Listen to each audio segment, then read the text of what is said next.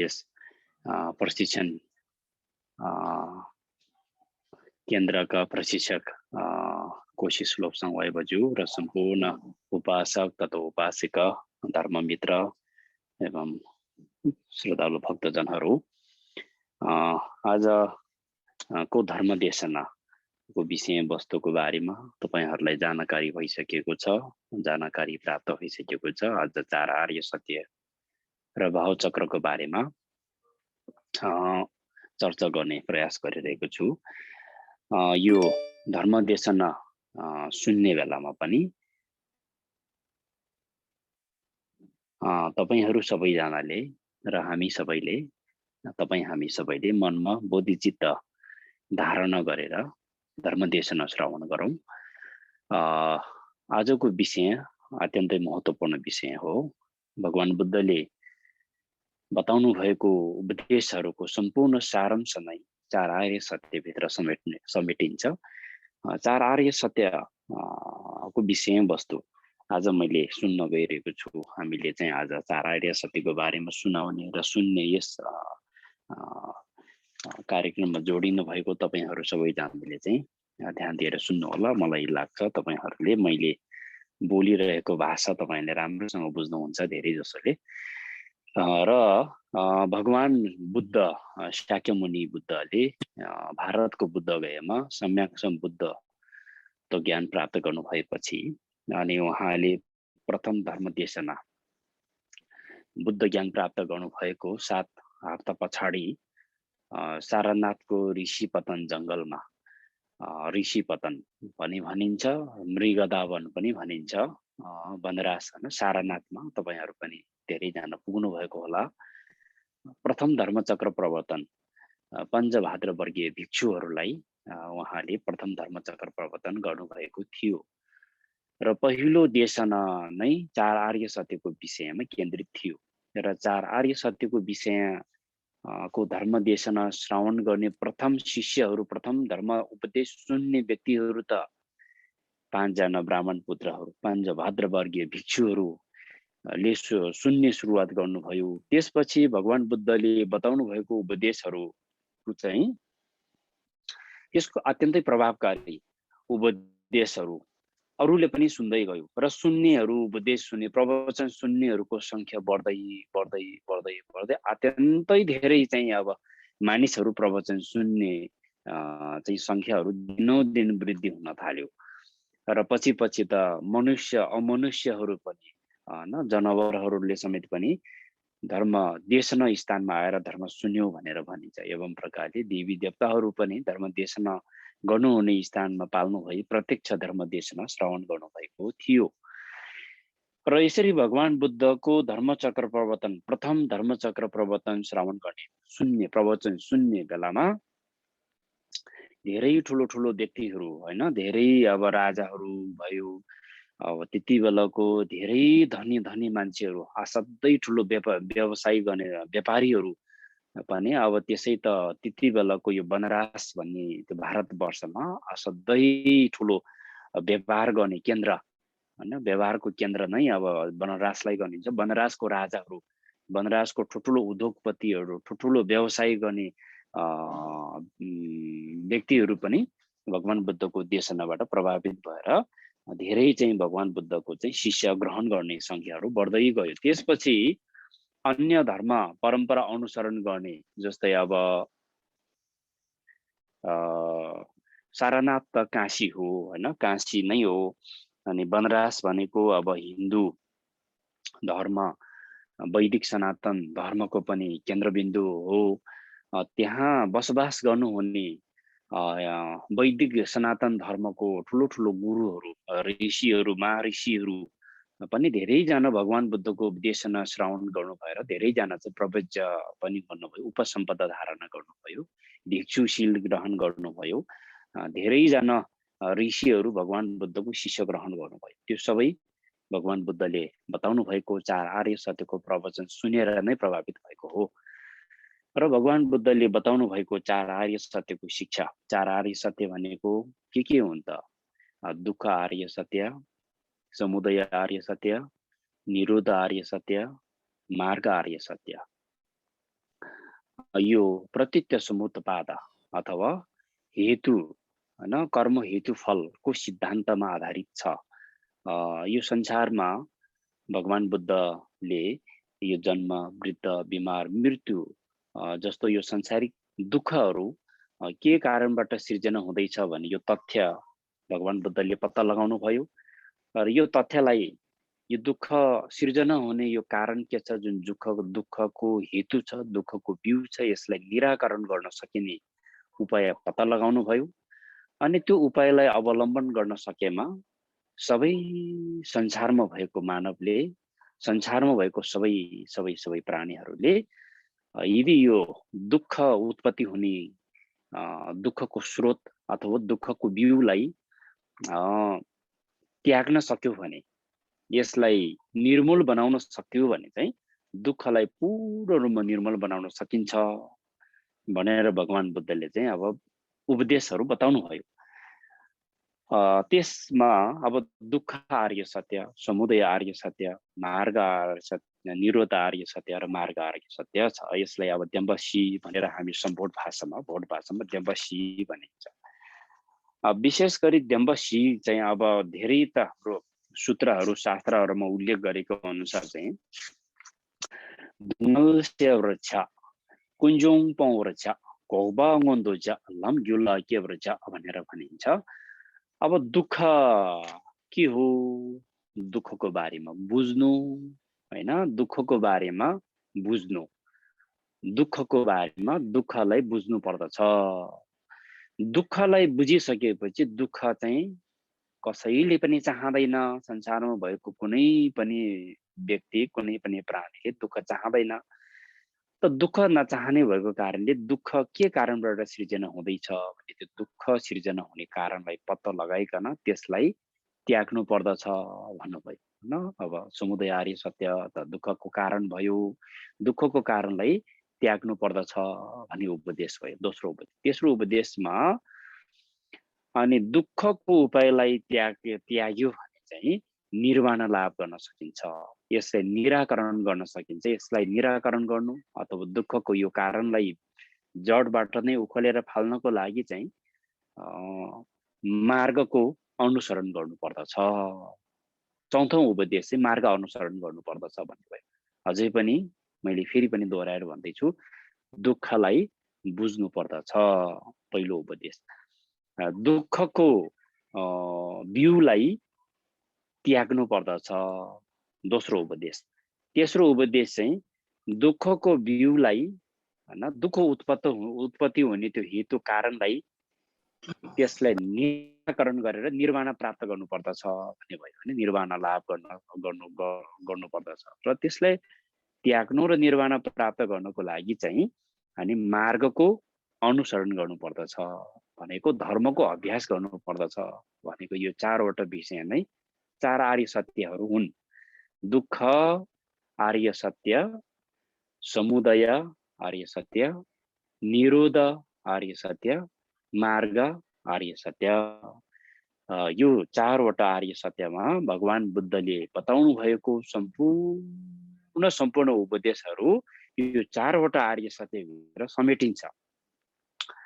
सम्पूर्ण भगवान बुद्धले बताउनु भएको उपदेशहरूको प्रारम्भिक पनि सुरुवात पनि यो चार आर्य सत्यको उपदेशबाट नै सुरुवात गर्नुभयो र अन्ततगत भगवान बुद्धले परिनिर्वाण हुने अवस्थासम्म बताउनु भएको जति पनि उपदेशहरू छ, मार्ग उपायहरू छ, धर्म अभ्यास गर्ने उपाय तरिकाहरू छ, यो सबै फेरि यो चार आर्य सत्यभित्रै समेटिन्छ फेरि। त्यस कारणले यो चाहिँ असाध्यै महत्त्वपूर्ण विषय हो यो चार आर्य सत्य भनेको। अब थोरै चार आर्य सत्यको बारेमा व्याख्या गर्नतर्फ जाउँ है। दुःख आर्य सत्य। अब दुःख यो संसारमा दुःखै दुःख छ, दुःखै दुःख छ। केवल हामी मनुष्यको दुनियाँमा मात्रै दुःख छैन, यो संसार छोलोकमा सबैले दुःखको जीवन भोगिरहेको छ। दुःख सबैले दुःखमय छ, संसार आफै दुःखमय छ हैन। मनुष्य लोकमा भएको दुःख त्यस्तै प्रकारले अब झन् नरक लोकमा भएको प्राणीहरूले भोगिरहेको दुःख हेर्नुहोस् त, 18 प्रकारको नर्कको कुण्डमा प्राणीहरूले भोगिरहेको दुःखहरूको कथा प्रवचनहरू सुन्यो भने त हामीलाई कति डर लाग्छ, कति चाहिँ हामीलाई कति शरीरको रौँ पनि ठाडो भएर आउँछ। त्यस्तो सहनै नसक्ने प्रकारको दुःखहरूको त्यो बयान गरेको मात्रै सुन्दा पनि मनले मुटुले थाम्नै नसक्ने प्रकारको दुःखहरू नर्कलोकको प्राणीहरूले भोगिरहेको छ हैन। 18 प्रकारको नर्कहरू छ। त्यसपछि प्रेतलोकको प्राणीहरूले भोगिरहेको दुःख पनि असाध्यै असह्य दुःख छ। भोग र तीर्खले 100औं वर्ष, हजारौं वर्ष बितिसक्दा पनि एक दाना अन्न पनि खान नपाउने, एक थोपा पानी पनि पिउन नपाउने दुःख कति होला। हामी त एक दिन दुई दिनको भोग त सहन सक्दैन, तीर्ख त सहन सक्दैन। 100औं वर्षसम्म पनि अन्न र पानी थोपा समेत खान नपाउने भोग र तीर्खको दुःख प्रेतलोकको प्राणीहरूले भोगिरहेको छ। त्यस्तै प्रकारले पशुलोकको प्राणीहरूले पनि कति दुःखहरू भोगिरहेको छ।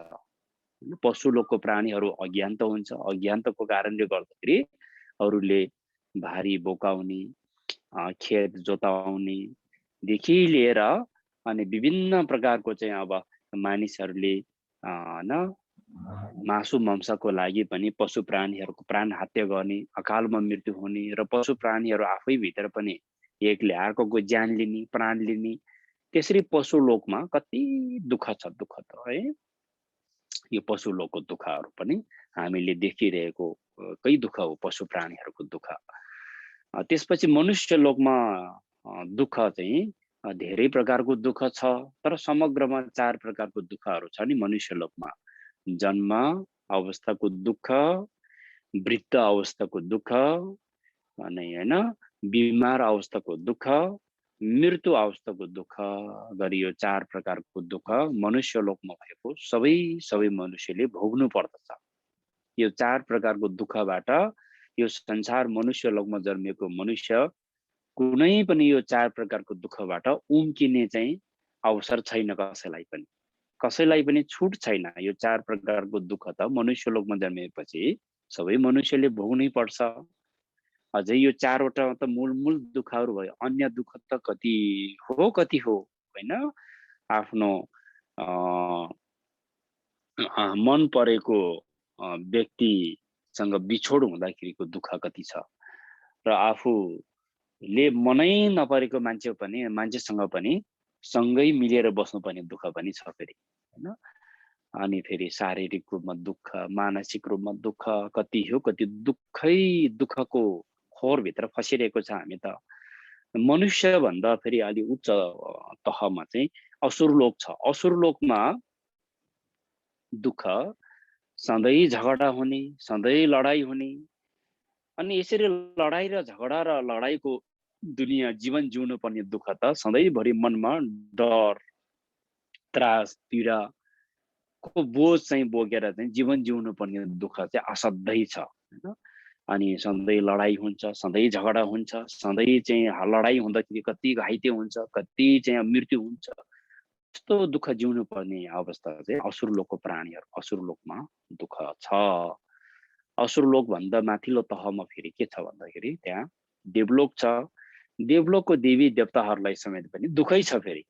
असाध्यै दुःख चाहिँ मृत्यु अवस्थामा दुःख छ, जीवनभरि त सुख छ, सुविधा छ, सम्पन्नता छ, दुःख बिमार छैन, कुनै प्रकारको वस्तुहरूको अपुरो छैन, खाँचो छैन, सबै वस्तुहरूको मनले सोचेको इच्छाहरू सबै सुविधाहरू सम्पन्न भए तापनि मृत्यु हुनुपर्ने दुःख छ। र मृत्यु अवस्थामा धेरै प्रकारको दुःखहरू, मानसिक चिन्ताहरू धेरैको बोझ बोकेर चाहिँ मृत्यु हुनुपर्ने दुःख चाहिँ देवलोकमा रहेछ फेरि। यसरी संसार छोलोकभित्र हेर्दाखेरि दुःखै दुःख। यसरी हेर्दा यो संसार छोलोक नै दुःखको चाहिँ भवचक्र हो, दुःखको खोर हो यो संसार चाहिँ। अनि यहाँनिर चाहिँ दुःख त्यस कारणले यो दुःखमय संसार आफै नै दुःखको भण्डार हो, दुःखको खोर हो, दुःखको चक्र हो। र संसारमा जन्मेको सबै प्राणीले दुःखको जीवन भोग्नै पर्दछ। यो सत्य हो, ध्रुव सत्य भन्छ नि, ध्रुव सत्य भन्छ हाम्रो बोलीचाली भाषामा। तर यहाँ आर्य सत्य भनेको छ है। आर्य सत्य भनेको त असाध्यै उच्च स्तरको भूमि मार्गको ज्ञान प्राप्त भइसकेको बोधिसत्वहरूको दृष्टिकोणबाट हेर्दाखेरि पनि त्यो सत्य भनेको सत्य नै यो कट्टु सत्य, अकट्ट सत्य भन्छ नि, त्यो सत्य। त्यो कसैले पनि यो कुरा चाहिँ होइन, यो कसैको दृष्टिकोण र कसैको नजरमा मात्रै चाहिँ यो सत्य हो, तर वास्तवमा यो सत्य होइन भन्ने पनि हुन्छ नि कुनै विषय वस्तुहरू। तर यो चाहिँ आर्य सत्य। यो संसारमा जन्मियो भने यो संसार छ लोकमा कुनै न कुनै लोकमा जन्मिन साथ यो संसारिक दुःखले कसैलाई पनि बाँकी छाड्दैन। त्यसकारण दुःख छ, दुःख सत्य हो भन्ने कुरालाई बुझ्नु। अब दुःख छ भन्ने कुरा बुझ्छ, फेरि पनि हाम्रो अज्ञानताले काम गर्दैन, हाम्रो अविद्याले काम गर्दैन। प्रवचन सुनुन्जेलसम्म त हामीले चाहिँ ओहो सही हो भन्ने त हुन्छ, फेरि पनि यो संसारको आफ्नो अज्ञानताको कारणले, तृष्णाको कारणले, अविद्याको कारणले होइन, मोहको कारणले गर्दाखेरि फेरि हामी फेरि दुःखलाई त्याग्न खोज्छौँ, फेरि दुःखमै फस्छौँ हामी। त्यस कारणले अब यो दुःख त्यसै उत्पत्ति भएको होइन। फेरि यो दुःख र कुनै पनि भगवान ईश्वर देवी देवताहरूले यो संसार छोड्लोको प्राणीहरूलाई उहाँहरूले श्राप दिएर उहाँले चाहिँ सजाय दिएको पनि होइन। फेरि अब कसैले त भन्ने पनि गर्दछ, भगवानहरूले आशीर्वाद दिएर फलिफाप भएको, भगवानहरूले गाली श्राप दिएर चाहिँ दुःख र समस्याहरू उत्पादन भएको भन्ने भनाइ पनि छ। र कुनै कुनै धर्म परम्पराले त यो कुरालाई विश्वास पनि राख्दछ, तर बौद्ध धर्मको सिद्धान्तले यो कुरालाई विश्वास राख्दैन। यो दुःखहरू जति पनि सिर्जना भइरहेको छ यो संसारमा, यो कुनै पनि भगवानले कसैलाई चाहिँ अब सजाय दिएको नभइकन यो कर्मकै कारणबाट सृजना भएको छ हैन। कर्मकै कारणबाट यो संसारिक दुःखहरूको उत्पत्ति भइरहेको छ भन्ने यो तथ्य कुरा त भगवान बुद्धले बताउनु भयो।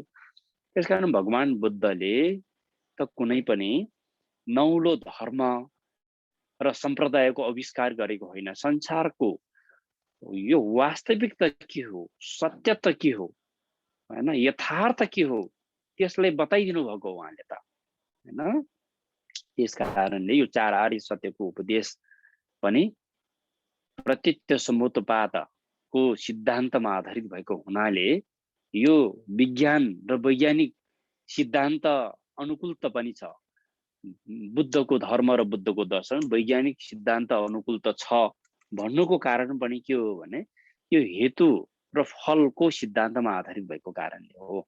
यो कुनै पनि कसैले सृष्टि गरिदिएको कारणले, कुनै पनि सृष्टिकर्ता, कुनै पनि पालनकर्ताको विषयलाई विश्वास गर्ने नभइकन यो कर्मकै कारणबाट सृष्टि भएको विषय वस्तुमा आधारित भएको कारणले पनि यो चाहिँ वैज्ञानिक सिद्धान्तमा आधारित छ भनेर बुझ्न सकिन्छ। दुःख आर्य सत्य, दुःखै यो अब दुःख चाहिँ कसैले सिर्जना गराइदिएको, कसैले सृष्टि गरिदिएको नभइकन दुःखको कारण छ भनेर भगवान बुद्धले दुःखको कारण चाहिँ पत्ता लगाउनु भयो। भगवान बुद्ध सिद्धार्थ गौतम राजकुमार हुने बेलामा एक दिन उहाँ भ्रमणमा जानुभएको थियो दरबारबाट बाहिर। त्यति बेला उहाँले चार प्रकारको दृश्यहरू देख्नु भएको कथा त तपाईँ हामी सबैले पढेकै छ हैन। एकजना वृद्ध मानिसलाई देख्नुभयो, बिमारी मानिसलाई देख्नुहुन्छ, अनि मृतकको पार्थिव शरीरलाई चित्तस्थलतिर लाँदै गरेको दृश्य देख्नुहुन्छ, अनि एकजना सन्यासीलाई देख्नुहुन्छ। यो दृश्यहरूबाट उहाँको मनमा धेरै ठुलो प्रश्न जिज्ञासाहरू सिर्जना हुन थाल्छ नि। यसलाई यो समस्याको समाधान गर्ने उपाय यो संसार यो दुनियाँमा काहीँ छ कि छैन भन्ने खोज अनुसन्धान गर्नको लागि त उहाँले दरबार त्याग्नुभयो अनि उहाँले तथ्य पत्ता लगाउनु भयो। जब उहाँले सम्यक सम्बुद्धत्व ज्ञान प्राप्त गर्नु भनेकै के हो भने यो संसार यो भव चक्रको दुःखबाट मुक्त हुनेको जुन तथ्य छ त्यो चाहिँ उहाँले पत्ता लगाएरै छाड्नुभयो अर्थ बुझेर। त्यसकारण यो दुःखको पनि कारण छ। यो दुःखको कारण भगवान बुद्धले पत्ता लगाउनु भयो। दुःखको कारण के रहेछ त भन्दाखेरि दुःखको कारण चाहिँ क्लेश र कुकर्म हैन। क्लेशभित्र चाहिँ अब तृष्णा छ हैन, क्लेशभित्र चाहिँ अब तृष्णा छ, रिस छ, अविद्या छ। यो तीनवटा कारण हैन, राग द्वेष मोह पनि भनिन्छ। यो तीनवटा कारण भयो। अनि यसको कारणले यो तीनवटा क्लेशहरूको कारणले गर्दाखेरि यसले त्रिविष पनि भनिन्छ। तीन प्रकारको विख पनि भनिन्छ यसलाई, राग द्वेष मोह। यसको कारणले गर्दाखेरि अनि शरीर वचन र चित्तले अकुशल कर्म सञ्चय गर्दै जाने भयो फेरि। अनि यो क्लेशको कारणले अकुशल कर्म गर्नुभयो, पाप कर्म गर्नुभयो। यो पाप कर्मकै कारणले गर्दाखेरि यो संसारको दुःखहरू उत्पत्ति भएको हो। यो संसार छोड्लोको प्राणीहरूले भोगिरहेको विभिन्न तह तब्काको दुःखहरू सबै यो क्लेशको कारणले, कुकर्म सञ्चय गर्यो, कुकर्मको कारणले गर्दा यो संसारको दुःखहरू चाहिँ सृष्टि भएको हो। त्यस कारणले दुःख आर्य सत्य भन्ने बेलामा संसार छोड्लोकमा भएको सबैको दुःखको बारेमा चाहिँ बुझ्नु पर्यो हैन। यो सत्य छ। समुदय आर्य सत्य भन्दाखेरि यो दुःखको कारण छ। यो दुःख त्यसै सृष्टि भएको, त्यसै उत्पत्ति भएको नभइकन यो दुःख चाहिँ क्लेश र कुकर्मको कारणबाट उत्पत्ति भएको हो। त्यसकारण दुःखको कारणलाई चाहिँ समुदय आर्य सत्य भनेको दुःखको कारण भयो हैन। अब यो 4 आर्य सत्यभित्र पहिलो 2वटा आर्य सत्य, दुःख आर्य सत्य र समुदय आर्य सत्य चाहिँ संसार र संसारको हेतुमा आधारित छ। संसार र संसारिक हेतु भनेपछि यो चाहिँ एकदम मनमा राख्नु होला तपाईहरुले पनि। संसार र संसारको हेतु, संसारको बारेमा र संसारमा जन्मिने चाहिँ जुन बिउ छ, हेतु छ, कारण छ, त्यसको बारेमा चाहिँ आधारित छ दुःख आर्य सत्य र समुदय आर्य सत्य। त्यसपछि अर्को 2वटा आर्य सत्य के हो त भन्दा निरोध आर्य सत्य र मार्ग आर्य सत्य चाहिँ फेरि निर्वाण र निर्वाणको हेतुमा आधारित छ। फेरि निर्वाण भनेको के हो त भन्दाखेरि यो भव चक्रबाट मुक्त हुनु, भव चक्रबाट पूर्ण रूपमा चाहिँ मुक्त हुनले के हो, निर्वाण लाभ गर्नु, निर्वाण प्राप्त गर्नु, भव चक्रबाट मुक्त हुनु। अथवा निरोध भनेको यो कुकर्म, यो क्लेश र कुकर्मलाई पूर्ण रूपमा यसलाई निराकरण गर्नु, यसले निरोध गर्नु हैन, निराकरण गर्नु, यसलाई यो निराकरण गर्नु भयो नि, यसलाई पूर्ण रूपमा परित्याग गर्नु। परित्याग गर्यो भने के हो, निर्वाण प्राप्त गर्ने भयो। क्लेश र कुकर्मलाई पूर्ण रूपमा परित्याग गर्नु र निर्वाण प्राप्त गर्नु भनेको एउटै हो। त्यो चाहिँ अब यसलाई त्यसै त परित्याग गर्न सक्दैन, त्यसै यसलाई हटाउन सक्दैन। यसलाई हटाउनको लागि चाहिँ उपाय चाहिने। यसलाई के कारणबाट, कस्तो उपायबाट यसलाई हटाउन सकिन्छ, त्याग्न सकिन्छ, जडबाटै उखालेर फाल्न सकिन्छ त भन्दाखेरि अनि मार्ग आर्य सत्य, अनि मार्गको अनुसरण गर्नु भगवान बुद्धले देखाउनु भएको शील समाधि प्रज्ञाको मार्ग अथवा आर्य अष्टाङ्गिक मार्ग। यो मार्गहरूको श्रवण चिन्तन मनन गर्दै गर्दै गर्दै गर्दै गर्दै गर्दै जाँदाखेरि अनि त्यो क्लेश र कुकर्महरू न्यूनीकरण हुँदै हुँदै हुँदै हुँदै हुँदै जान्छ, माइनस हुँदै हुँदै जान्छ।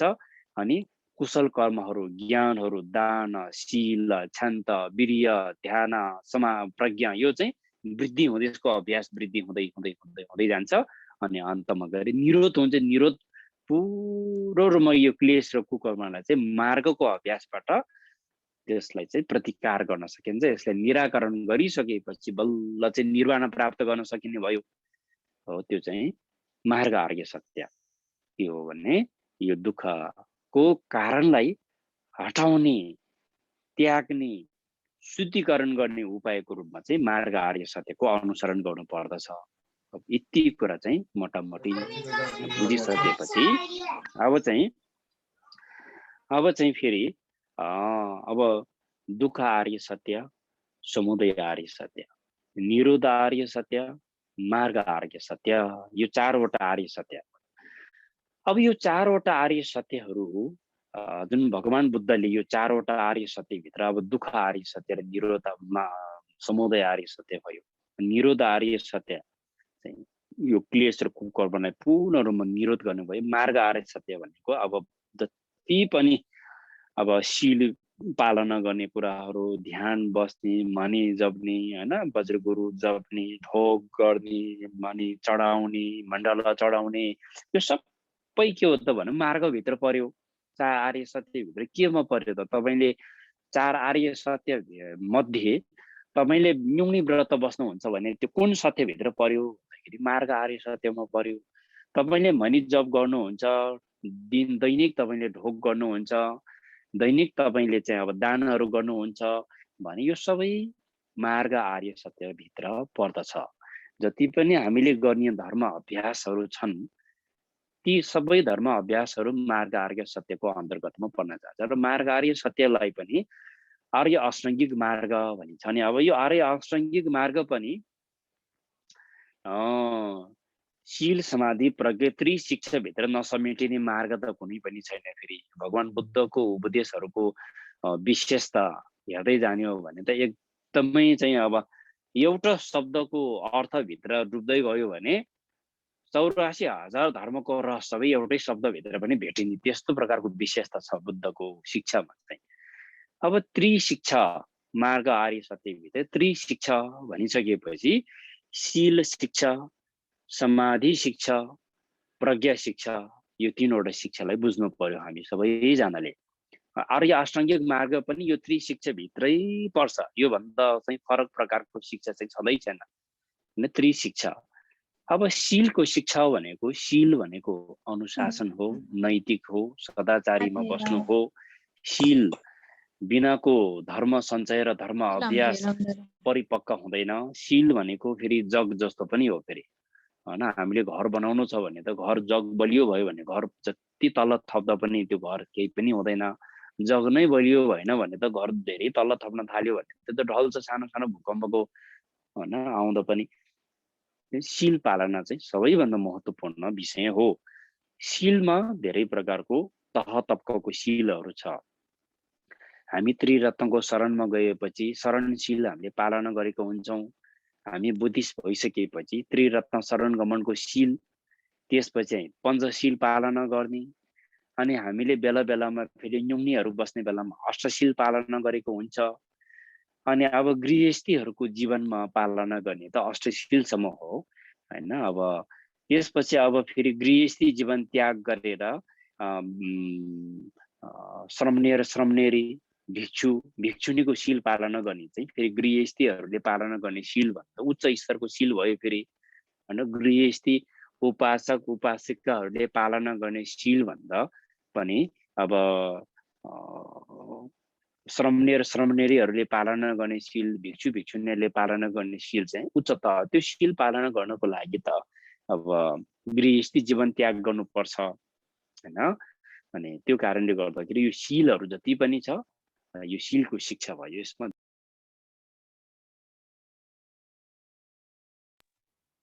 कुरा गर्दा पनि पञ्चशीलभित्र अब, होइन, प्राणी हिंसा नगर्नु, चोरी नगर्नु, व्यभिचारी नगर्नु, झुटो नबोल्नु, मादक पदार्थहरू सेवन नगर्नु, यो 5वटा शिक्षा चाहिँ पञ्चशील भयो।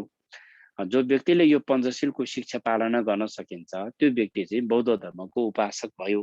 पुरुषहरू उपासक भयो, स्त्रीहरू उपासिका भयो। अनि पञ्चशीलको शिक्षा, पञ्चशीलको शीलको शिक्षा भयो पञ्चशील पालना गर्ने। फेरि हामीले बेला बेला समय अनुकूल मिलाएर तिथिहरूमा फेरि न्युङ्नी पालना गर्छ। न्युङ्नीको अष्टशील पालना गरिन्छ भने पञ्चशील भन्दा माथि फेरि नियमहरू फेरि अलि धेरै छ, होइन? अब विकालको भोजन नखानु, 11 देखि 12 बजे भित्रको एक छाक खाना मात्रै खाइन्छ। त्यो पनि न्युङ्नी जस्तो बस्ने बेलामा त फेरि एक दिन त केही पनि खाँदैन, केही पनि पिउँदैन, होइन? त्यो पनि अब 24 घण्टा होइन 48 घण्टाभित्र जम्मा एक छाक मात्रै भोजन सेवन हुन्छ भनेदेखि न्युङ्नीमा त फेरि आफ्नै प्रकारको विकालको भोजन नलिनु भनेपछि पञ्चशीलमाथि एउटा शील थपियो। अनि उच्च स्थानमा नबस्नु, उच्च स्थानमा नसुत्नु भनिसकेपछि अर्को एउटा शील थप्यो, 7वटा शील भयो। अनि अर्को शीलको नियममा के छ भने अनि मनोरञ्जन नगर्ने, गीत गाउने, नाच्ने, उफ्रिने, उताउलो फिताउलो प्रकारको क्रियाकलापहरू नगर्ने जस्तो। अनि त्यस्तै प्रकारले महँगो महँगो गहनाहरू, महँगो महँगो वस्त्रहरू, कपडाहरू हुन्छ नि, एकदमै महँगो महँगो गहनाहरू, सुनको गहनाहरू जोडेको हुन्छ, त्यस्तोहरू हामी न्युङ्नी व्रतहरू बस्ने बेलामा चाहिँ लगाउनु हुँदैन। हामी सामान्य चाहिँ अब पोसाकमा बस्ने हो। यसरी 8 प्रकारको नियमहरू पालना गरेर बस्ने अष्टशील भयो। फेरि त्यस्तै अब भिक्षुहरू भिक्षुनीहरूले पालना गर्ने शीलको नियम उपनियमहरू त सधैँ धेरै छ। अब यो शीलको शिक्षा पालना गर्ने भयो। त्यसपछि शील सँगसँगै फेरि शील पालना गरेर ध्यान गर्नु, जप गर्नु, ढोग गर्नु, मण्डला चढाउनु असाध्यै पुण्य प्रभावकारी हुन्छ। शील पालना गरेर जप गर्नु र शील पालना नगरिकन जप गर्यो भने त्यो मन्त्रबाट प्राप्त हुने त्यो फल छ त्यो आकाश पाताल फरक छ। शील पालना गर्ने व्यक्तिहरूलाई त कुनै पनि राक्षस भूत प्रेत मसानले पनि बिगार गर्न सक्दैन भनेर भन्छ। धेरै चाहिँ अब कथा प्रसङ्गहरू पनि छ बुद्धकालीन समयको होइन। शील पालना गर्नुमा शक्ति छ, शील पालना गर्नेमा सिद्धि छ, शील पालना गर्नेमा पुण्य चाहिँ धेरै वृद्धि भएर जाने विशेषता छ। अनि शील पालना गरिसकेपछि त्यसपछि समाधि भनेको फेरि ध्यान बस्ने, हामीले मन्त्र जप गर्ने पनि ध्यान भयो, समाधि भयो, मनलाई एकाग्रमा राख्ने अभ्यास नै ध्यान भयो, समाधि भयो हैन। शील समाधि अनि प्रज्ञा, त्यसरी चाहिँ शील पालना गरेर ध्यान बसिसकेपछि अनि प्रज्ञा भनेको के हो त भने विवेक भयो फेरि हैन।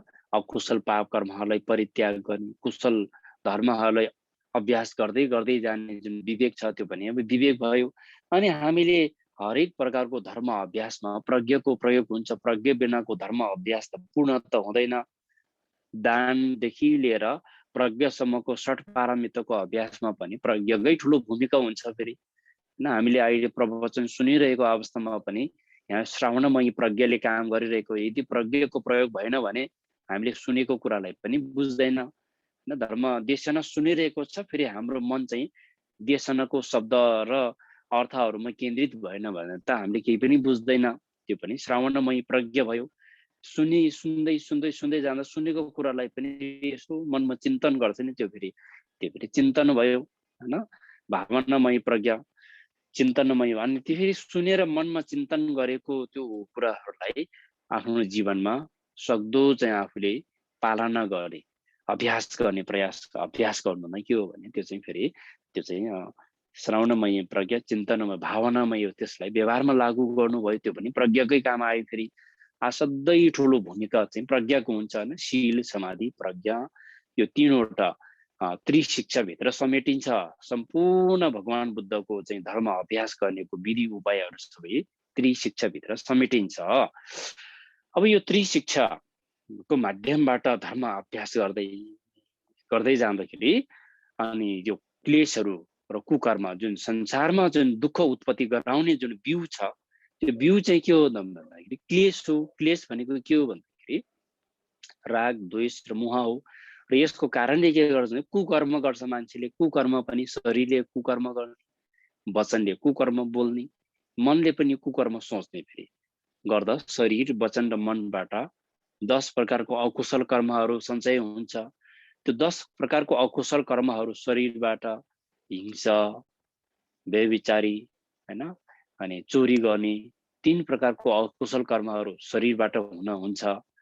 वचनबाट झुटो बोल्ने, चुगली लगाउने, कडा बोली बोल्ने हैन, त्यस्तै प्रकारले अनि अर्थ नभएको धेरै कुरा गर्ने हैन, धेरै नै कुराहरू अनावश्यक कुराहरू गरेर समय नाश गर्नु वचनबाट हुने अकुशल कर्महरू हो। 4 प्रकारको अकुशल कर्म चाहिँ वचनबाट मात्रै हुन्छ। 3 प्रकारको अकुशल कर्म, अकुशल कर्म र पाप कर्म भनेको एउटै हो है। पाप कर्म 3 प्रकारको मनबाट हुन्छ। मनबाट चाहिँ लोभी विचार हैन, राम्रो राम्रो सामानहरू, राम्रो राम्रो कुरा जे देखे पनि लोभ लागिहाल्ने, फेरि आफूलाई प्राप्त भयो हुन्थ्यो, मेरो भइदिए हुन्थ्यो भन्ने त्यो लोभी विचार। अनि एक बदला लिने विचार, फेरि मन नपर्ने व्यक्तिहरू आँखाले देखि नसहाउने, आँखाले देखिकै मनमा रिस उठिहाल्ने, यसलाई कसरी हुन्छ ठिक पार्छु भने एक बदलाको विचार मनमा साँचेर बस्ने हैन। त्यो भयो फेरि मनबाट हुने कुकर्म भयो, मनबाट उत्पत्ति हुने अकुशल कर्म भयो। अनि अर्को मनबाट उत्पत्ति हुने अकुशल कर्म चाहिँ मिथ्या दृष्टि, धर्ममा पनि विश्वास नगर्नु, कर्मफलमा पनि विश्वास नगर्नु, धर्म र पुण्य काम गर्यो भने सुख प्राप्त हुन्छ भन्ने कुरालाई पनि विश्वास नगर्नु, पाप कर्म गर्दै गयो भने दुःख पाउँछ भन्ने कुरालाई पनि विश्वास नगर्नु, मिथ्या दृष्टि भयो। मूर्ख हो नि त्यस्तो त हैन। त्यस्तो मूर्ख भावना पनि मनबाट उत्पत्ति हुने एउटा कुकर्म हो, अकुशल कर्म हो। यसरी शरीर वचन चित्त मनबाट 10 प्रकारको अकुशल कर्महरू सञ्चय हुँदाखेरि यो 10 प्रकारको अकुशल कर्महरूको परिणामले गर्दा अनि यो संसार छोलोको दुःखहरू चाहिँ सृष्टि हुन्छ। संसार छोलोकमा कहीँ न कहीँ आफ्नो जन्म हुन्छ। अब यहाँनिर फेरि मैले यो भाव चक्रसँग जोडेर थोरै व्याख्या गर्न गइरहेको छु। भाव चक्र भनिसकेपछि यसलाई शिव खुर्लो भनिन्छ, तपाईहरु गुम्बाहरुमा पनि देख्नुहुन्छ। यो भाव चक्रको बारेमा असाध्यै महत्त्वपूर्ण विषयवस्तु हो। राम्रोसँग यो भाव चक्रको चित्र नै राखेर एउटा एउटा गरेर चाहिँ लट्ठीले देखाएर चाहिँ व्याख्या गर्यो भने हामीले धेरै कुराहरू बुझ्न सक्ने, संसार र निर्वाणको बारेमा धेरै अर्थहरू बुझ्न सक्ने, भाव चक्रको अर्थ मात्रै बुझेर पनि निर्वाण प्राप्त भएको धेरै चाहिँ व्यक्तिहरू छ हैन। यो भाव चक्र, यो शिव खुर्लो कसरी यसको विकास भयो भन्ने सन्दर्भमा यो चाहिँ भगवान बुद्धकालीन समयमा मगध देशको राजा बिम्बिसार हैन, मगध देशको राजा बिम्बिसारलाई चाहिँ त्यति बेला चाहिँ उदयन नाम गरेको एकजना राजा रहेछ। उदयन नाम गरेको राजाले मगध देशको राजा बिम्बिसारलाई उपहार दिनुभएको रहेछ। अमूल्य बहुमूल्य रत्नमणिहरूले बनेको उपहार दिनुभयो। अब कुनै न कुनै एउटा शुभ उपलक्ष्यमा उपहार त दिनुभयो। त्यो उपहार चाहिँ अनमोल, धेरै मूल्य पर्ने, धेरै मूल्य बहुमूल्य पर्ने चाहिँ अब हिरा मोती सुन केले बनेको उपहार चाहिँ दिनुभयो। कसले दिनुभयो भन्दाखेरि उदयन नाम गरेको राजाले राजा बिम्बिसारलाई उपहार दिनुभयो। त्यो पनि एक पटक होइन, दुई पटक होइन, तीन पटकसम्म उपहार दिँदाखेरि राजा बिम्बिसारलाई निद्रा लागेन। उहाँको मनमा पनि चिन्ता लाग्न थाल्यो, उहाँले मात्रै मलाई सधैँ उपहार दिने, मैले आजको दिनसम्म उहाँलाई उपहार दिनै पाएको छैन र उहाँले दिनुभएको उपहार बहुमूल्य छ। अब मैले यसो सामान्य कुराहरू वस्तुहरू उपहार दिँदाखेरि मलाई लाज हुन्छ। अब उहाँले दिनुभएको उपहार भन्दा पनि राम्रो चाहिँ गिफ्ट त मैले दिनु पर्यो। त्यस्तो चाहिँ के छ त भनेर उहाँले धेरै निजी खोजी सोधपुछ गर्दा पनि कहीँ पनि त्यो उदयन राजाले दिएको वस्तु भन्दा पनि स्पेशली उपहार दिने वस्तु चाहिँ उहाँले कहीँ पनि भेटाउनु भएन। त्यसपछि उहाँ त भगवान बुद्धको भक्त हुनुहुन्थ्यो राजा बिम्बिसार।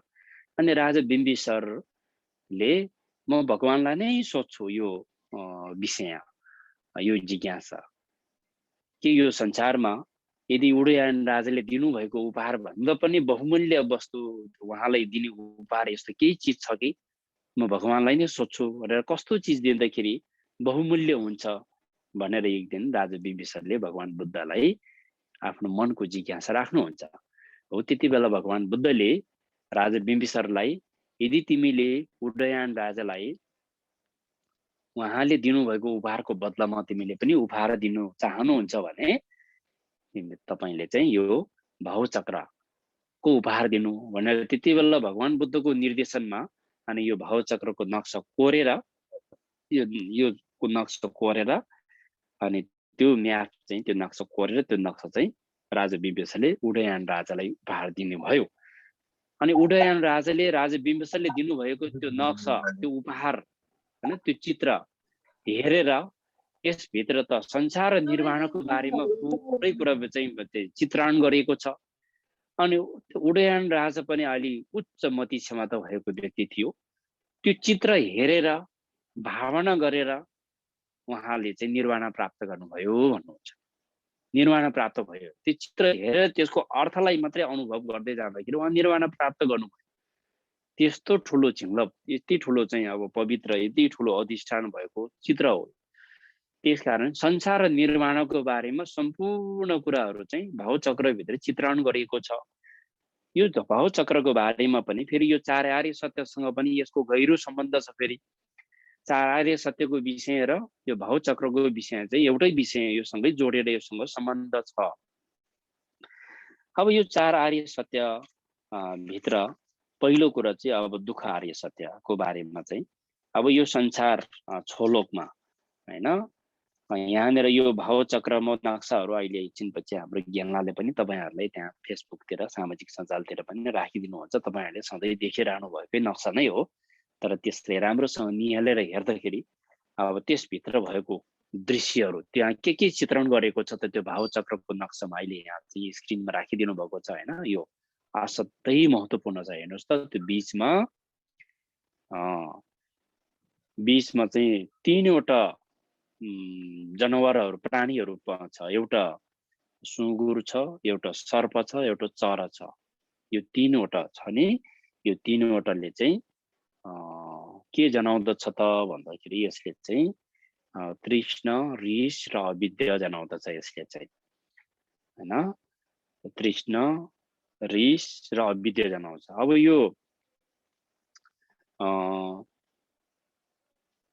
यो चाहिँ अब अविद्या, यो सुँगुरले अविद्या जनाउँछ। सुँगुर साह्रै अल्छी जनावर हो। सुँगुरलाई सबैभन्दा अब बुद्धि कमी भनौँ, साह्रै नै अब अल्छी लाटो भएको कारणले यो सुँगुरलाई अविद्याको प्रतीक मानिन्छ। अनि चरालाई कृष्णको प्रतीक मानिन्छ। तृष्ण, असाध्यै धेरै तृष्ण भएको जनावर पंक्षी हैन, चरालाई तृष्णको प्रतीक मानिन्छ। सर्पलाई रिसको प्रतीक मानिन्छ।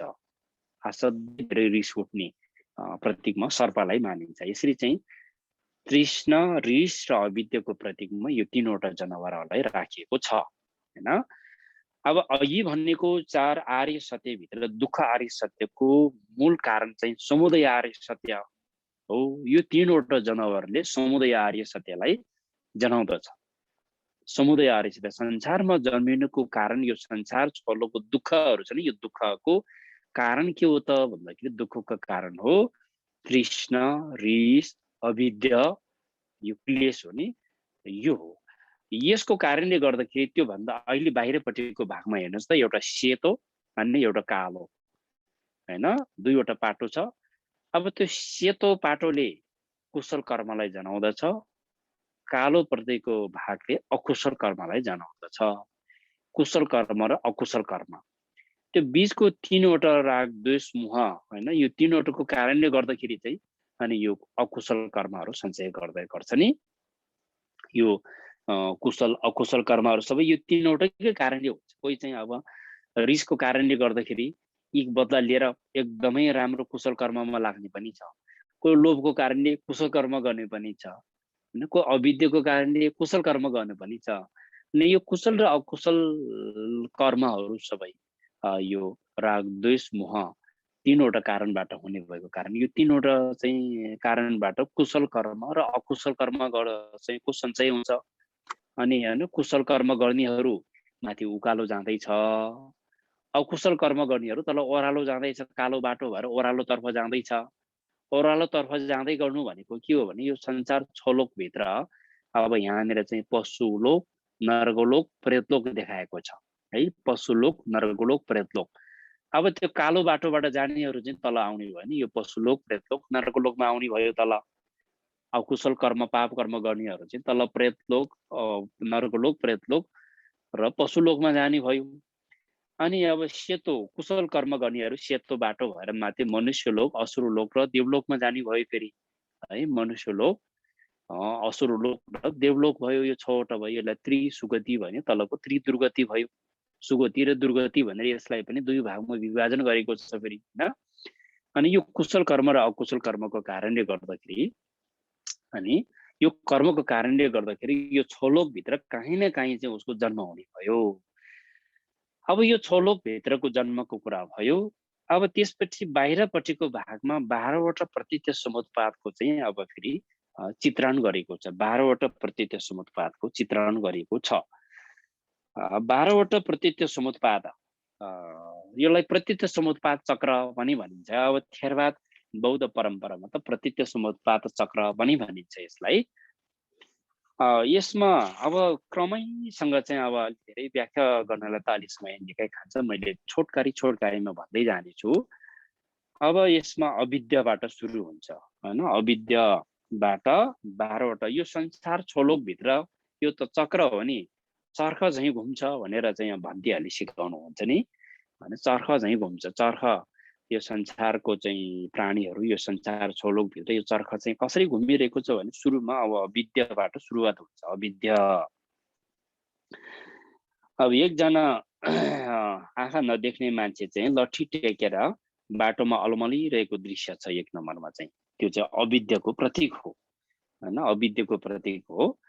त्यसपछि 2 नम्बरमा कुमलले माटोको भाँडोहरू बनाउने कुमलले भाँडो हाँडी बनाइरहेको छ, त्यो चाहिँ संस्कार हो फेरि, हैन? संस्कार भयो।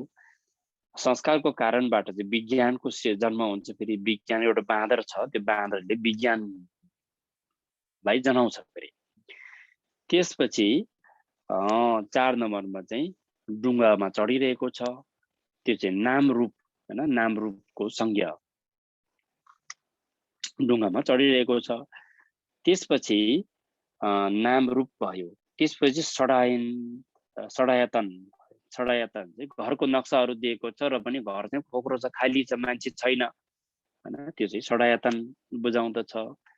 त्यसपछि 6 नम्बरमा स्त्री र पुरुष चाहिँ स्पर्श गरिरहेको छ, सम्भोग गरिरहेको छ, यसले स्पर्श जनाउँदछ। फेरि 6 नम्बर। 7औं नम्बरमा मान्छेको आँखामा काँडोले घोचिरहेको छ, त्यसले वेदना जनाउँछ, वेदना। त्यसपछि 8औं नम्बरमा एकजना मानिस चाहिँ पिरेको चाहिँ दृश्य छ, त्यसले चाहिँ तृष्णा जनाउँदछ। 9औं नम्बरमा रुखमा चढेर बाँदरले फल टिप्दै गरेको दृश्य छ, त्यसले उपदान जनाउँदछ। त्यसपछि गर्भवती महिला देखाएको छ 10औं नम्बरमा, त्यो गर्भवती महिला चाहिँ भाव हो हैन, भाव। त्यसपछि एकजना महिलाले नानी जन्माएको दृश्य छ, त्यो चाहिँ जन्म भयो हैन। 11औं नम्बरमा जन्म छ।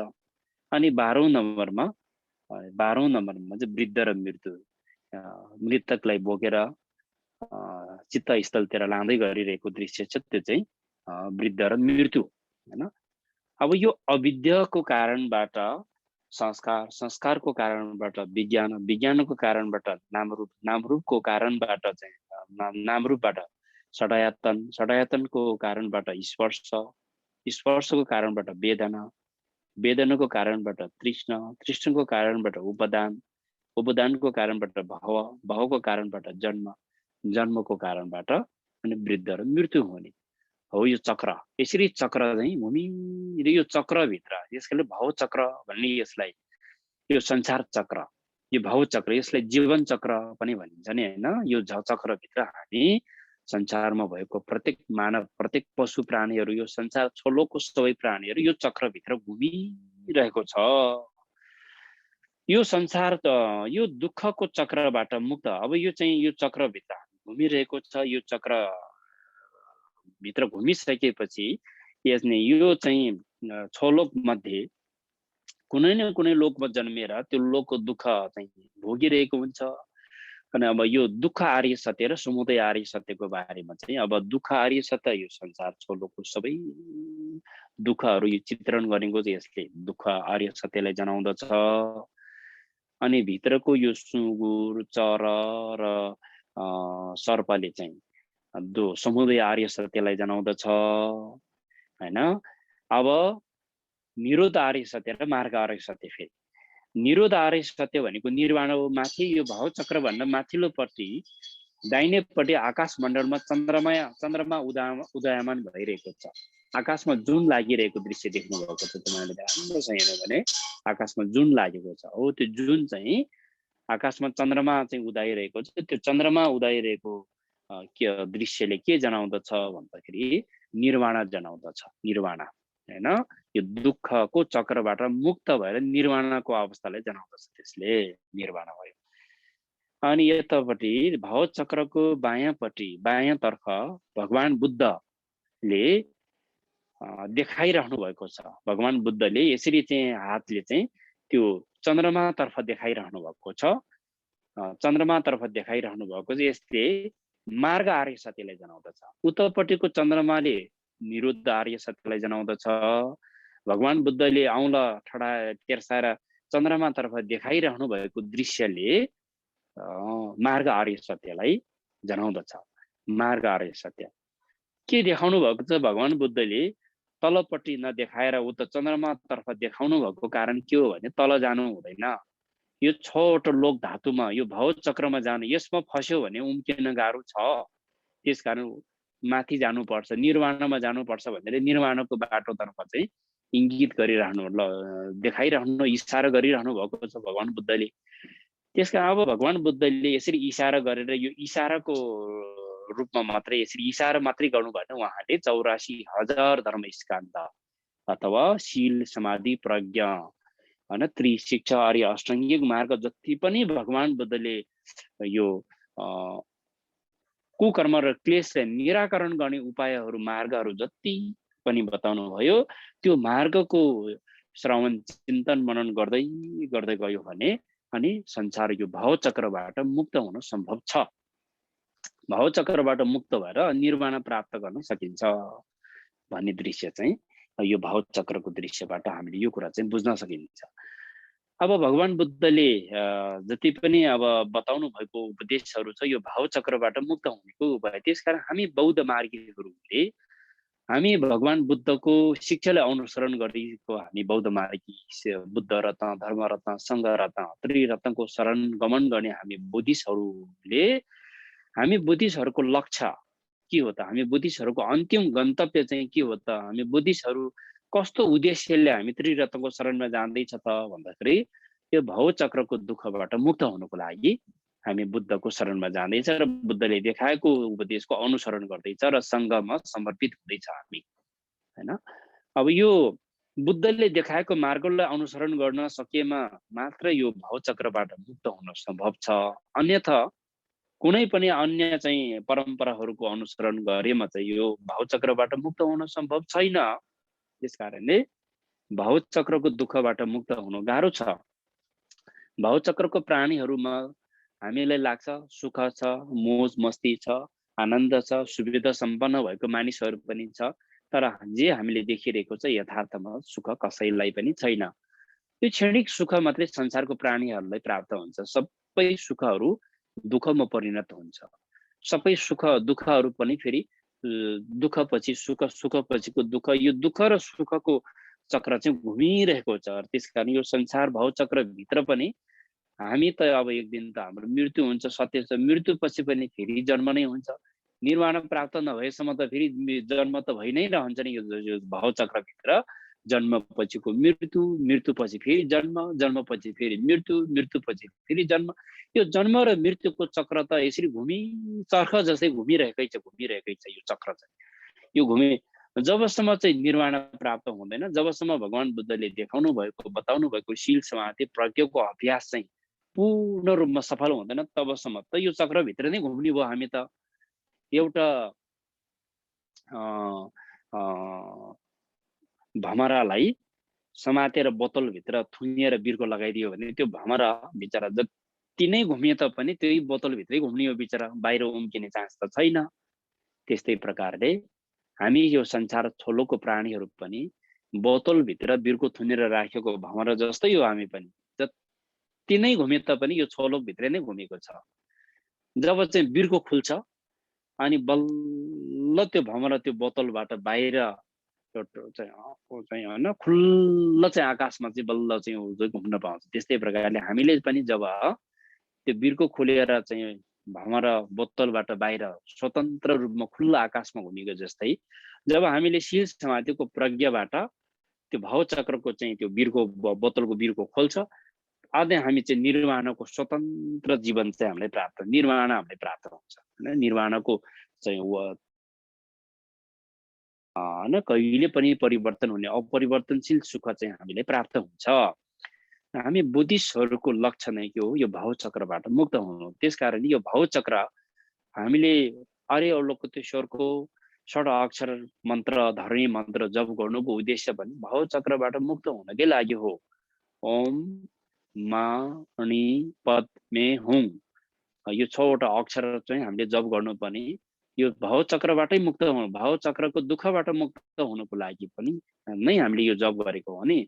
संसार छोलोकको यो भाव चक्रभित्रको छोलोकबाट हैन, यसमा देवलोक, असुरलोक, मनुष्यलोक, पशुलोक, प्रेतलोक र नरकलोक, ओम मणि पेमे हुम, यो 6वटा लोकबाट मुक्त हुनको लागि नै हामीले चाहिँ मणि जप गरेको छ। यो 6वटा लोकबाट, यो चक्रबाट, यो चक्रव्यूहबाट मुक्त भएर चाहिँ कहाँ जाने हो त भन्दाखेरि निर्वाणमा जाने, निर्वाण प्राप्त गर्नको लागि। यो निर्वाण प्राप्त गर्नको लागि पनि भगवान बुद्धको शरणमा बुद्धले देखाएको शिक्षालाई अनुसरण गरेमा मात्रै निर्वाण प्राप्त गर्न सम्भव छ। हामी अस्ति शरण गमनको प्रवचनमा पनि यहाँले सुनिसक्नुभयो, त्यति बेला पनि मैले भनेको थियो। अन्यथा अन्य संसारिक देवी देवता, सिमी, भूमि, हैन वायु, बतास जसको शरणमा जाँदा पनि भावचक्रबाट मुक्त हुन सम्भव छैन हैन। संसारिक देवी देवताहरूको शरणमा गएर निर्वाणको चाहिँ आशा गर्नु भनेको त जेलभित्र थुनेर राखेको कैदी आफू पनि जेलभित्रै परेको छ, आफूसँगै जेलभित्रै सँगै कारागारमा थुनेर राखेको कैदीले आफूलाई त्यो जेलको कारागारबाट मुक्त दिलाउनु जस्तै यो त्यो सम्भवै छैन हैन। सँगै जेलभित्र सजाय भोगिरहेको छ, सँगै सजाय भोगिरहेको कैदीले आफूसँगै सजाय भोगिरहेको कैदी साथीलाई त्यो जेलबाट मुक्त गराउनु भनेको त सम्भव छैन नि। त्यस्तै गरेर यो संसारिक देवी देवताहरू पनि यो संसार तल्लो भावचक्रकै कारागारभित्र थुनिरहेको छ। यो भावचक्रकै जेलखानभित्र थुनिरहेको संसारिक चाहिँ देवी देवताहरूले यो संसारिक देवी देवताहरूले यो संसारको भावचक्रबाट मुक्त गराउँछु भनेको त अब जेलभित्र सँगै थुनेर राखेको कैदी साथीले आफूसँगैको साथीलाई जेलबाट मुक्त गराउँछु भन्ने जस्तै हो, त्यो त सम्भवै छैन। त्यसकारण यो भावचक्रबाट मुक्त हुनको लागि त भगवान बुद्धले देखाएको मार्गलाई नै अनुसरण गर्नु पर्यो र भगवान बुद्धकै शरणमा जानु पर्यो, धर्मको शरणमा जानु पर्यो, सङ्घको शरणमा जानु पर्यो। त्रिरत्नको शरण गमन बिना त यो भावचक्रबाट मुक्त हुनु त सम्भव छैन। अनि अब यो भावचक्रबाट मुक्त हुनु भनेको के हो भने यो संसार दुःख छ भनेर बुझ्नु, अनि दुःख छ भन्ने कुरालाई बुझ्नु भनेको के हो भने मनमा वैराग टपक्क उत्पन्न हुनु पर्यो। बुझेर मात्रै प्रवचन सुनुन्जेलसम्म ठुल्ठुलो गुरुहरूको छत्रछायामा दर्शन गर्ने अवस्था भरि त ओहो संसार त बिजोक रहेछ, संसार त अनित्य रहेछ, संसार त झुट रहेछ, संसार भनेको त वास्तवमा हामीले जे देखिरहेको छ यो कुराहरू सबै परिवर्तनशील रहेछ, झुट रहेछ, अनित्य रहेछ, यो कुराहरू अर्थहीन रहेछ। त्यसकारण हामी व्यर्थमा हामी यहाँ संसारमा दुःखमाथि दुःख पाउने काममा हामी लागिरहेको रहेछ भने प्रवचन सुन्दै जानु मनमा त लाग्छ, कता अलिअलि मन छुन्छ। फेरि पनि हाम्रो बानी त परिवर्तन हुँदैन, फेरि हाम्रो बानी सुधार हुनु त निकै नै गाह्रो छ फेरि हामीलाई। त्यसकारण आचार्य शान्तदेवले, नालन्दाको बौद्ध गुरु आचार्य शान्तदेवले दुङ्गल दोर्दे समियो क्या दुङ्गल यो दुःख हटाउने प्रवचन सुन्दै जाँदाखेरि ओ संसारमा दुःख रहेछ, हामी त दुःखको चक्रभित्र फसिसकेको रहेछ भन्ने कुरा बुझ्छ। अब यो दुःख हटाउनको लागि उपाय बताउनुहुन्छ नि, दुःख हटाउनको लागि त्यो दुःख हटाउने बाटोमा नलागेर फेरि दुःखै पाउनेको बाटोमै लागिरहेको हुन्छ फेरि। अनि दुःखै अब संसारमा सुखको लागि, त्यो सुख प्राप्तिको लागि, सुविधा प्राप्तिको लागि धन सम्पत्ति कमाउनु के हो भने फेरि दुःख हटाउनको लागि चाहिँ दुःखकै बाटो रोज्नु जस्तो हो त्यो चाहिँ हैन। दुःख हटाउनको लागि दुःखकै बाटो रोज्नु हो त्यो त फेरि। त्यसकारण दुःख हटाउनको लागि चाहिँ दुःख हटाउने तरिकालाई राम्रोसँग चाहिँ मनबाट नै गहिरिएर चाहिँ मन छुनु पर्यो हैन। अब धर्मको प्रवचन त किताब पढेर पनि प्रवचन गर्नुहुन्छ, किताब पढेर पनि फेरि आफ्नो विचार अनुसारको किताबहरू लेख्नुहुन्छ, तर बुद्ध धर्मको उपदेशहरू चाहिँ व्याख्या गर्ने प्रवचन गर्ने विषयमा मात्रै चाहिँ आधारित सीमित नराखिकन यसलाई त जसले यसलाई चाहिँ अब व्यवहारमा लागू गर्छ, जसले यसलाई चाहिँ अभ्यासमा उतार्छ उसले मात्रै अनुभूति गर्ने कुरा हो हैन। अहिले मैले जति प्रवचन गरिरहेको छ, यो मैले प्रवचन गरिरहेको विषयहरू सबै मैले पालना गर्छु भनेर हेर्न थाल्यो भने त त्यो त धेरै नै गम्भीर विषय छ। जसले जति धेरै प्रवचन गरेर व्याख्या गरे तापनि साँच्चै नै अभ्यासमा उतार्न सकेको छ कि छैन त भनेर फेरि त्यसलाई पनि गहिरेर समीक्षा गर्नुपर्ने विषय पो छ यहाँ त फेरि हैन। गहिरेर समीक्षा गरेर हेर्दाखेरि अझै पनि संसारमै जन्मिने काम पो गर्दैछ मैले त फेरि होइन। अब त संसारबाट मुक्त हुनेको बाटो मार्गको अभ्यास गर्नुपर्छ। मार्गको अभ्यास गर्दै गर्दा फेरि गहिरेर चाहिँ समीक्षा गर्दाखेरि होइन अझै पनि संसारमै जन्मिनेको काममै अझै अल्झेको रहेछ भने त्यसरी गहिरेर जान्छ होइन। अनि बुद्ध बोधिसत्वहरूले भूमि मार्गको ज्ञान प्राप्त भइसकेको बोधिसत्वको दृष्टिकोणमा हेर्दाखेरि हामीले जति पनि धर्म अभ्यास गरिरहेको छ त्यो धर्म अभ्यास चाहिँ बिस्तारै तिख्रिँदै निखार्दै चाहिँ अलिकति संसारमा जन्म हुनेको कारणबाट अलि टाढा हुँदै आउने उपायहरू त्यो सबैजना। तर त्याग असाध्यै चाहिँ गाह्रो कुरा हो हैन। बिस्तारै अब त्याग गर्न सक्नेको क्षमता हामीमा त्यति सजिलोसँग वृद्धि हुँदैन। पहिलो कुरा त यो संसारमा दुःख छ भन्ने कुराले राम्रोसँग बुझ्नु र महसुस गर्नु पर्यो। चाहिँ दुःख छ भन्ने कुरा त साँच्चै हो त भने त साँच्चै हो भन्छ, पक्कै हो भने त पक्कै हो भन्छ, बेर लाग्दैन होइन। हामीले पनि यसो आँखा चिम्लेर संसारको दुःखहरूको बारेमा गुरुहरूले प्रवचनमा बताएको अनुसार चिन्तन मनन गर्दाखेरि हो साँच्चै दुःख छ संसारमा भन्ने, साँच्चै छ भने त्यो दुःख संसारमा साँच्चै छ यो कुरो सत्य हो भन्ने कुराले जबसम्म आफ्नो मन छुँदैन तबसम्म हामीले चिन्तन मनन गर्नुपर्छ होइन।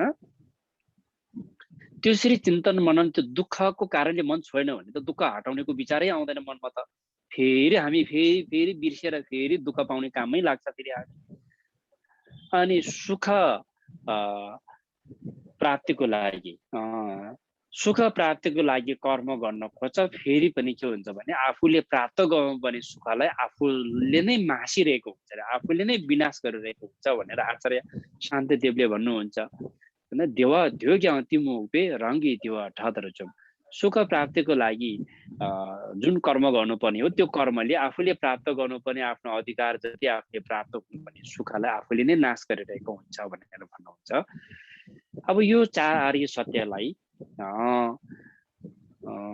बोधिसत्व मैत्रेयले बिमारीसँग जोडेर चारवटा उदाहरणसँग जोडेर पनि बताउनु भएको छ। दुःख छ, एकजना बिमारी हुनुभयो होइन। अब बिमारी हुनु भनेको त कति दुःख छ, बिमारी हुने मानिसलाई कति दुःख हुन्छ त, कति छटपट्टि हुन्छ, कति पीडा हुन्छ, कति वेदना हुन्छ उसलाई होइन। त्यो दुःख बिमारी अवस्थाको दुःखले जब चढिन्छ नि उसलाई थाहा हुन्छ, बल्ल दुःखको पीडा उसले थाहा, उसले अनुभव हुन्छ त्यो दुःख, त्यो बिमारको पीडा। त्यो बिमार हुनु पहिलो दुःख आर्य सत्य हो। अनि बिमारी मानिसले अब त्यो बिमार निको हुनुको लागि डाक्टर वैद्यको चाहिँ अब सम्पर्कमा जान्छ नि। अनि डाक्टर वैद्यले पत्ता लगाउँछ के रहेछ त बिमार होइन, सुगर रहेछ कि प्रेसर रहेछ कि ग्यास्ट्रिक रहेछ कि अल्सर रहेछ, के चाहिँ बिमार रहेछ त होइन। त्यो दुःख त्यो बिमारको कारण पत्ता लगाउनु भयो डाक्टरले। त्यो बिमार उत्पत्ति, त्यो बिमारको पीडा, त्यो बिमार हुँदाखेरिको त्यो पीडा, त्यो दुखाइ चाहिँ के कारणबाट हुँदैछ भने त्यो कारण चाहिँ पत्ता लगाइसकेपछि डाक्टरले चेकअप गरेर पत्ता लगाउनु चाहिँ दुःख आर्य सत्य बिमार भयो। समुदय आर्य सत्य चाहिँ त्यो बिमारको कारण भयो, बिमारको बिउ भयो। अनि बल्ल डाक्टरले त्यो बिमारको रोग पत्ता लगाइसकेपछि अनि त्यो रोगलाई निको हुने औषधि जब दिनुहुन्छ नि डाक्टरले, त्यो औषधि सेवन गर्यो भने बिमार निको हुने भयो, त्यो निरोध हुने भयो। अनि जबसम्म त्यो बिमार निको हुँदैन तबसम्म डाक्टरले भनेको उपदेशलाई त पालना गर्नु, डाक्टरले पनि उपदेश दिनुहुन्छ नि त। अब दबाईको पोको मात्रै दिएर त पठाउँदैन, डाक्टरले पनि सल्लाह सुझाव, तिमीलाई यो रोग लागेको कारणले गर्दा तिमीले चिल्लो खानु हुँदैन, पिरो खानु हुँदैन, गुलियो खानु हुँदैन आदि इत्यादि डाक्टरले सुझाव दिन्छ। अनि डाक्टरले दिएको सुझाव र डाक्टरले दिएको दबाईको पोको बोकेर बिमारी चाहिँ फर्केर आउँछ। अनि त्यो दबाई पनि फेरि एक दिनमा कति टाइम खाऊ भनेको छ, बिहान खाने गोली, दिनमा खाने गोली, राति खाने गोली, के नखाऊ भनेको छ, अनि के खाऊ भनेको छ। राम्रोसँग त्यो नियम पालना गर्दै गयो, दबाई सेवन गर्दै गयो भने अनि बिमारी मानिसको बिमारको पीडा चाहिँ हल्का हुँदै जान्छ, रोग निको हुँदै जान्छ। अनि एक दिन पूर्ण रूपमा चाहिँ के हुन्छ भने निरोगी हो, पूर्ण रूपमा रोगलाई उसले जित्छ, रोगबाट मुक्त हुन्छ। हो यो चार आर्य सत्य पनि त्यस्तै हो। चार आर्य सत्य पनि यो मार्ग आर्य सत्यलाई अभ्यास गर्दै अनुसरण गर्दै शील समाधि प्रज्ञाको शिक्षालाई अभ्यास गर्दै जानु भनेको के हो त भन्दाखेरि डाक्टरले दिनुभएको औषधिलाई राम्रोसँग चाहिँ सेवन गर्दै जानु र डाक्टरले दिएको सल्लाह सुझावलाई राम्रोसँग पालना गर्दै जानु जस्तै हो यो पनि। त्यसरी पालना गर्दै गयो भने रोगलाई जित्न सक्छ। रोगलाई जित्नु भनेको के हो, निरोध आर्य सत्य। निरोध आर्य सत्य भनेको रोगलाई जित्नु हो, रोगबाट विजय प्राप्त गर्नु हो नि। अनि बिमारी र बिमारीको कारण चाहिँ के हो त भन्दाखेरि दुःख र आर्य सत्य र समुदय आर्य सत्य र बिमार र बिमारीको कारण चाहिँ पत्ता लाग्यो। त्यसलाई पत्ता लागिसकेपछि त्यो रोग निको बनाउनको उपायमा दबाई पानी र सल्लाह सुझावहरू दिनु भइसकेपछि त्यो रोग निको बनाउनको लागि दबाई पानीको सेवन र डाक्टरको सल्लाह सुझावलाई राम्रोसँग पालना गर्दै जानु भनेको के हो भने रोगलाई जित्नु हो, रोगबाट विजय प्राप्त, रोग बिमारबाट चाहिँ मुक्त हुनु भनेको निरोधाय सत्य भयो। यसरी यो 4 प्रकारको उदाहरणसँग जोडेर पनि बताउनु भएको हुँदा 4 आर्य सत्यको विषयवस्तु सामान्य विषयसँग जोडेर व्याख्या गर्दा पनि असाध्यै चाहिँ यो वैज्ञानिक सिद्धान्तमै आधारित भएको बुझिन्छ। गहिरी र फेरि अब दार्शनिक विषयवस्तुसँग प्रत्येक चाहिँ अब क्लेश कुकर्महरूको विषयवस्तुहरूसँग जोडेर चाहिँ दुःख उत्पत्ति भएको विषयहरू यसलाई निराकरण गर्नेको उपाय र यसको मार्गहरूको बारेमा गहिरेर व्याख्या गर्दाखेरि त फेरि एकजना मानिसले एक जीवनमा अध्ययन गर्दा पनि नसक्ने विषयवस्तु छ। फेरि 4 आर्य सत्य त अभ्यास गर्दै जाँदा जबसम्म बुद्ध प्राप्त हुँदैन तबसम्म चाहिँ पालना गर्दै जानेको मार्गहरू त आर्य सत्यभित्र छ। फेरि एकजनाले बुद्धले दिनुभएको शिक्षालाई विधिवत रूपमा अभ्यास गर्दै गर्दै गर्दै यो संसार भाव चक्रको दुःखबाट मुक्त नभइन्जेलसम्म अभ्यास गर्ने सम्पूर्ण उपदेशहरू 4 आर्य सत्यको मार्गभित्र छ, हैन, मार्गभित्र छ। त्यसकारण अब हामी बौद्ध मार्गीहरूले कहिले पनि अब मूल कुरा यो भाव चक्रको बारेमा थोरै मोटामोटी मैले आज यहाँहरू समक्ष राख्यो। हामी बौद्ध मार्गीहरूले कहिले पनि स्वर्ग जाओस् भनेर हामीले त्रिरत्न गोचरमा जाँदैन। हामीले बितेर जानु भएको दिवंगत हाम्रो चाहिँ आफन्तहरू जो बितेर जानुभयो उहाँहरू पनि स्वर्ग जाओस् भनेर हामीले प्रार्थना गर्दैन। बुद्धिस्टहरूले चाहिँ स्वर्ग जाओस् भन्दैन। स्वर्ग भनेको त संसार छोलोकभित्र नै अब स्वर्गको बारेमा वर्णन गरेको छ। अन्य धर्म परम्पराहरूमा त हामीले त निर्वाण प्राप्त होस् भनेर प्रार्थना गर्ने हो। हामीले बितेर जानुभएको हाम्रो आफन्तहरूलाई पनि स्वर्ग जाओस् भन्नु हुँदैन है। स्वर्ग जाओस् भन्यो भने फेरि संसारमै यो भाव चक्रभित्रै फसोस् भन्ने जस्तो भयो। फेरि त्यो त है प्रार्थना त गर्यो फेरि अब फेरि झन् दुःखै पाउने खालको प्रार्थना गरे जस्तो हुन्छ झन्, हैन। उसलाई चाहिँ अब सहयोग गर्ने भनेर काम त गर्यो झन् दुःखै दिने मेलो जस्तो मात्रै हुन्छ। त्यो स्वर्ग जाओस् भनेर प्रार्थना गर्नु चाहिँ उचित होइन। हामी बुद्धिस्टहरूले बितेर जानुभएको पितृहरूलाई पनि हामीले मलम गर्छ भने चाहिँ निर्वाण प्राप्त होस् अथवा यो भाव चक्रबाट मुक्त होस् भनेर प्रार्थना गर्ने हो हामीले त है। असाध्यै महत्त्वपूर्ण प्रार्थना नै त्यो हो, भाव चक्रको दुःखबाट मुक्त होस् अनि निर्वाण प्राप्त होस्, बुद्ध भूमि प्राप्त होस् भनिन्छ नि हामीले। हो यो चाहिँ हामी बौद्धहरूको असाध्यै महत्त्वपूर्ण विषय हो र बौद्ध धर्म सिद्धान्तको विशेषता पनि हो। फेरि हो यो कुराहरू तपाईहरुले चिन्तन मनन गर्नुहोला। 4 आर्य सत्यको विषय असाध्यै महत्त्वपूर्ण यसमा मूलतः चाहिँ मार्ग आर्य सत्यको विषय लाई चाहिँ हामीले आफ्नो दैनिक जीवनमा चिन्तन मनन गरेर बुद्ध शिक्षालाई अनुसरण गर्दै अभ्यास गर्दै जाने मार्ग आर्य सत्यको अनुसरण गर्दै जाँदाखेरि अनि सांसारिक दुःख क्लेश र कुकर्मलाई निराकरण गर्न सकिन्छ। र क्लेश र कुकर्मलाई निरोध गर्नु भनेको के हो भने संसारको दुःखलाई जडबाटै उखालेर फाल्नु हो। सांसारिक दुःखहरूलाई सांसारिक दुःख समस्याहरू जडबाटै उखालेर फालिसकेपछि निर्वाण प्राप्त गर्ने भयो। निर्वाण प्राप्त गर्नको लागि नै हामीले मार्ग आर्य सत्यको अनुसरण गर्दै गर्दै जानु नै के हो 4 आर्य सत्यको विषयलाई बुझ्नु हो। पहिलो कुरा दुःखलाई बुझ्नु, दोस्रो कुरा दुःखको कारणलाई चिन्नु, हैन, दुःखको कारणलाई चिनेर दुःखको कारणलाई त्याग्नु, दुःखको कारणलाई त्याग्नको लागि मार्गको अनुसरण गर्नु। यो 4वटा विषय वस्तु आजको प्रवचनको मूल विषय वस्तु रहेको हुनाले यो सँगै जोडेर भाव चक्रको बारेमा पनि संक्षिप्त व्याख्या गरेको कुराहरू तपाईहरुले चिन्तन मनन गर्नु। अबदेखि तपाईहरुले भाव चक्रको नक्सा देख्नुभयो भने आज मैले भनेको विषय वस्तु भित्र यो सबै कुरा त समेटेको छैन, मैले मोटामोटी मात्रै यहाँ राखेको छु। अरु कुराहरू भन्दा पनि यो 12वटा प्रत्यक्ष समुत्पादको कुरा त मैले यो मात्रै भनिदिएको छु, नाम मात्रै सीमित मैले उच्चारण गरिदिएको छु। त्यो आँखा नदेखि आउँदो मान्छेले किन लट्ठी टेकेर अल्मलिएको होला यसको व्याख्या गर्ने हो भने यो 12वटा प्रत्यक्ष समुत्पादको व्याख्या गर्नलाई त फेरि निकै धेरै दिनकै प्रवचन सुन्नुपर्छ हामीले निरन्तर रूपमा। यी कुराहरू चाहिँ मैले मोटामोटी रूपमा मात्र यहाँहरु समक्ष राखेको छु। अब अर्को सातामा फेरि हाम्रो एउटा प्रवचन बाँकी रहेको छ, त्यसमा मूलतः अन्तर्भावको बारेमा व्याख्या हुनेछ। यो जानकारी गराउँदै आजको समय निर्धारित समय भन्दा निकै लामो भइसकेको छ र तपाईहरुले पनि धेरै ठाउँहरुबाट जोडिनु हुने सम्पूर्ण श्रद्धालु उपासक उपासिकाहरू तपाईहरु सबैजनाले ध्यानपूर्वक श्रवण गरिदिनु भएकोमा सबैजनाले हार्दिक साधुवाद प्रकट गर्दै आजको धर्म देशना यही विश्राम गर्ने अनुमति चाहन्छु। भवतु सर्वमङ्गलम, समस्त प्राणीको कल्याण होस्।